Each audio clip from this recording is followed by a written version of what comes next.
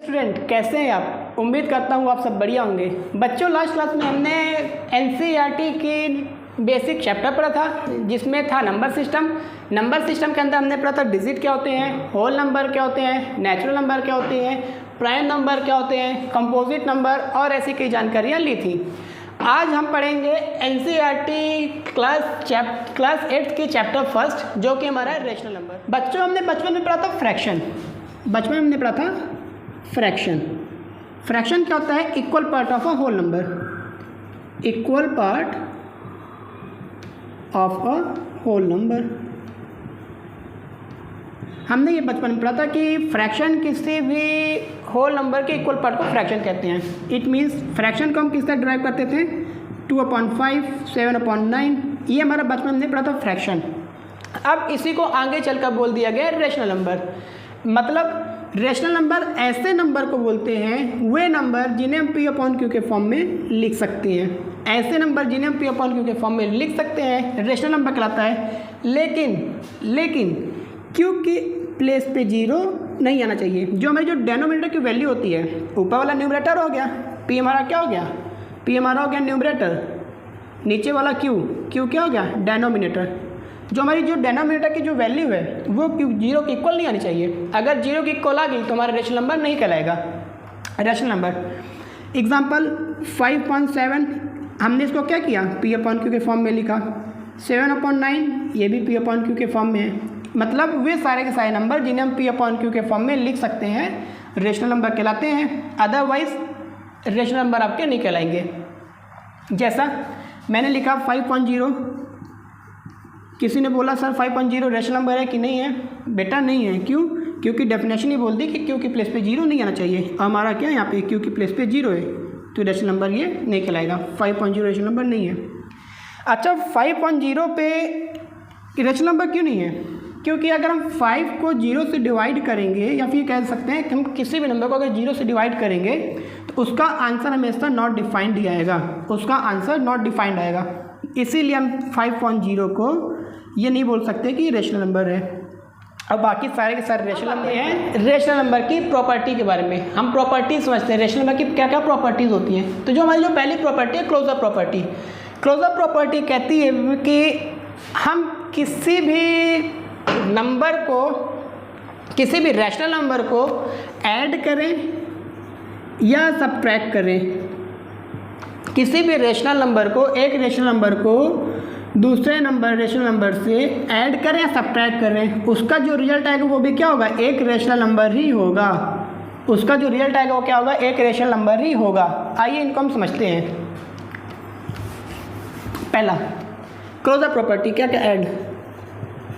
Closure property कहते हैं कि हम अगर किसी एक रेशनल नंबर को दूसरे रेशनल नंबर से ऐड करते हैं। एक पहला माना हमारा रेशनल नंबर क्या है? 1/2। सेकंड मैंने ले लिया 2/3। ये हमारे दो रेशनल नंबर है, इन दोनों को हम ऐड कर रहे हैं। इसका रिजल्ट क्या आता है? 7/6। रिजल्ट आया हमारा 7/6। तो जो रेशनल क्लोजर प्रॉपर्टी है बताती है कि अगर हम एक रेशनल नंबर को किसी दूसरे रेशनल नंबर से ऐड करते हैं, उसका जो रिजल्ट आएगा वो भी क्या होगा? एक रेशनल नंबर ही होगा। इसी तरह अगर हम किसी रेशनल नंबर को किसी दूसरे रेशनल नंबर से सब्ट्रैक्ट करते हैं, किसी एक रेशनल नंबर को दूसरे रेशनल नंबर से सब्ट्रैक्ट करते हैं, तो इसका जो रिजल्ट आएगा वो भी क्या होगा? एक रेशनल नंबर ही होगा। ये भी एक हमारा रेशनल नंबर ही है। ये नेगेटिव, जितने भी नेगेटिव इंटीजर्स होते हैं वो भी हमारे रेशनल नंबर ही कहलाएंगे। अगर हमने लिखा 5.7 ये रेशनल नंबर है। अगर मैंने लिखा -5.7 इट्स ऑल्सो रेशनल नंबर, तो हमारा -6/1/6 भी एक रेशनल नंबर ही है। इसी तरह अगर हम मल्टीप्लिकेशन में चेक करते हैं, हमने लिया 1/2 एक रेशनल नंबर है, मैंने लिया 3/5 कोई दूसरा रेशनल नंबर है, इसका मल्टीप्लाई किया 3 1 जा 3 एंड 5 2 जा 10। रिजल्ट क्या मिला? 3/10। 3/10 it's also a rational number. Division में चेक करते हैं 1/2 इंटू 1/2 डिवाइडेड बाय 3/5। इसको सॉल्व करिए 1/2 इंटू 5/3 5.6। हमारा रिजल्ट क्या है 5.6। 5.6 भी क्या है, एक रेशनल नंबर है। इसका मतलब क्लोजर प्रॉपर्टी हमें बताती है कि अगर हम किसी रेशनल नंबर को, किसी एक रेशनल नंबर को किसी दूसरे रेशनल नंबर से ऐड करते हैं, सब्ट्रैक्ट करते हैं, मल्टीप्लाई करते हैं या फिर डिवाइड करते हैं, उसका जो रिजल्ट आएगा वो भी हमारा क्या होगा, रेशनल नंबर ही होगा। आइए अब अगली टॉपिक देखते हैं, हमारी कॉम्पिटेटिव प्रॉपर्टी। कॉम्पिटेटिव प्रॉपर्टी में हमने पढ़ा था, बचपन में पढ़ा था, अगर हम किसी नंबर को a प्लस बी करते हैं और इसका जो उल्टा, अगर इसको हम रिवर्स कर दे, इंटरचेंज कर दे, b प्लस a कर दे, तो इनका जो रिजल्ट आएगा वो क्या आएगा, सेम रिजल्ट आएगा। या अगर मैथमेटिकल बोलें, हमने 2 + 3 किया इक्वल्स टू 3 + 2 किया, इन दोनों का आंसर क्या आएगा, कांस्टेंट रहेगा, सेम रहेगा, 5 ही आएगा। कॉम्पिटेटिव प्रॉपर्टी ये हमने पढ़ी, नंबर में पढ़े था। अब इसको देखते हैं रेशनल नंबर पे, रेशनल फॉर्म में एडजस्ट करता है कि नहीं करता। तो पहला एडिशन के लिए देखते हैं। एडिशन के लिए हमने एक रेशनल नंबर लिया 2/3, दूसरा रेशनल नंबर लिया हमने 5.7, इनको प्लस करते हैं, इनकी जो वैल्यू आती है इक्वल होगी, इनकी जो वैल्यू होगी इक्वल होगी किसके, 5.7 + 2/3 के। ऐड करो 2/3 + 5.7 कितना आएगा, 14 + 15/21, 29/21, इसका आंसर आया। इधर करते हैं इसको 15 + 14/21, 29/21। हमने चेक किया कि जब हमने इसको a + b के फॉर्म में ऐड किया तो इसका आंसर आया 29/21। हमने जब इसको b + a के फॉर्म में किया, ऐड किया, तब भी इसका आंसर आया 29/21। इट मीन्स कॉम्पिटेटिव प्रॉपर्टी ये बताती है हमें कि अगर हम किसी भी दो रेशनल नंबर को अगर हम उनका इंटरचेंज करके उनको ऐड करते हैं तो उनका जो आंसर आएगा क्या आएगा, सेम रहेगा, आंसर आएगा सेम आएगा। इसी तरह माइनस से चेक करते हैं, सब्ट्रैक्शन में भी यही प्रॉपर्टी काम करती कि नहीं करती, देखते हैं सब्ट्रैक्शन में।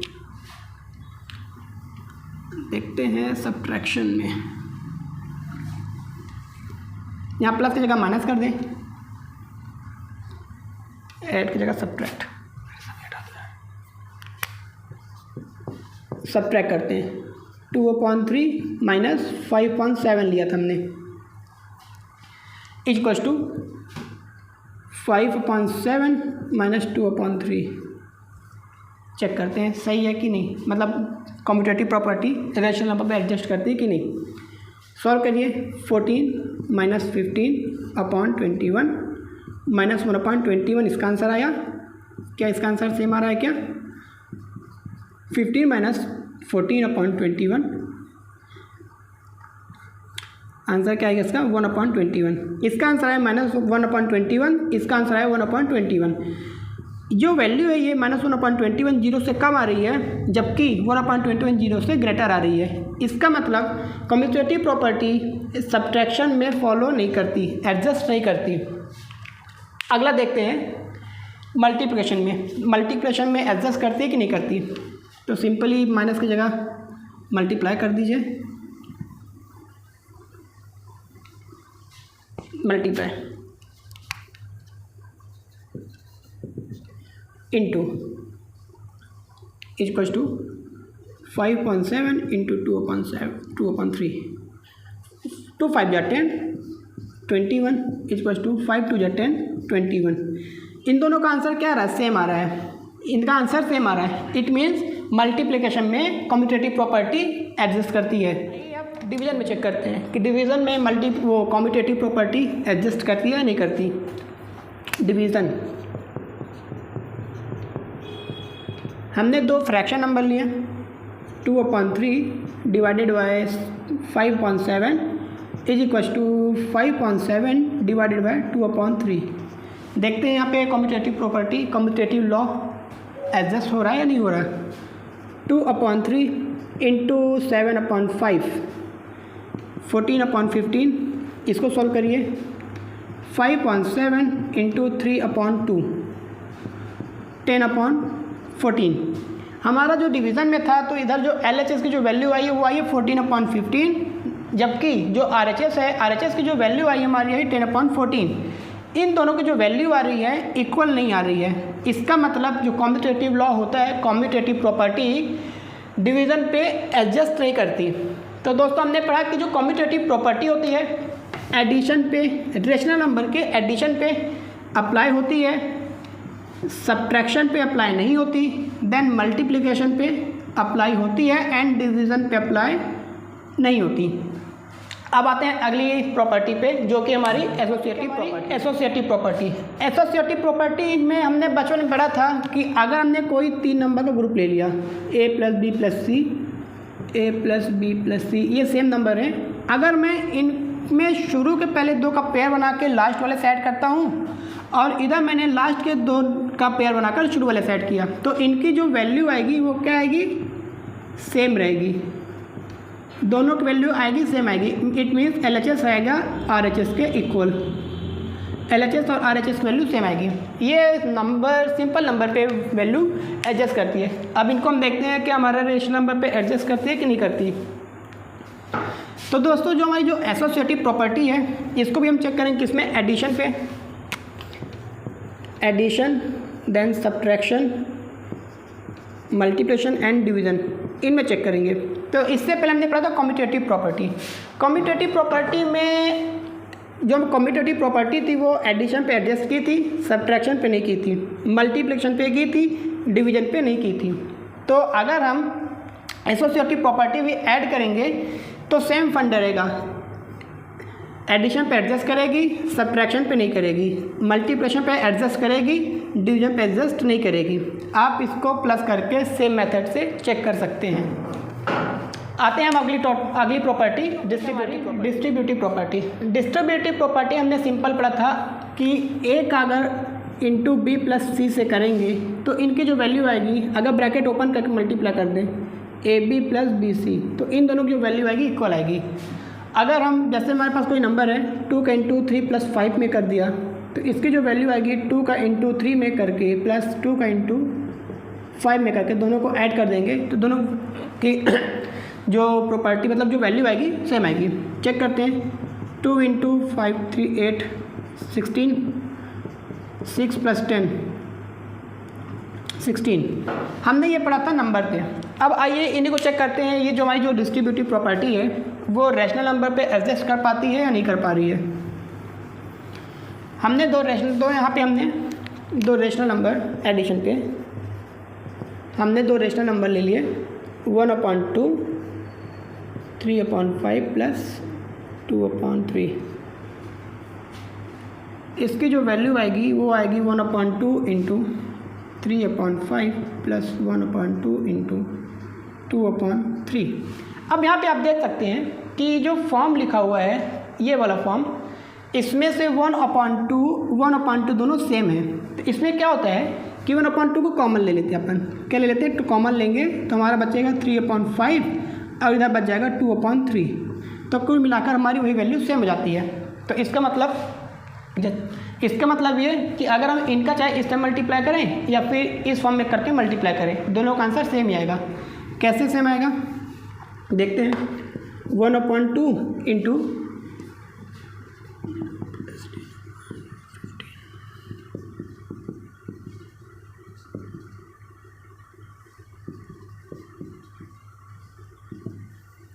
3/10 + 2/6, दोनों का एलसीएम 10 और 6 का एलसीएम कितना आएगा, 10 और 6 का एलसीएम आएगा 30, 3 3 या 9 प्लस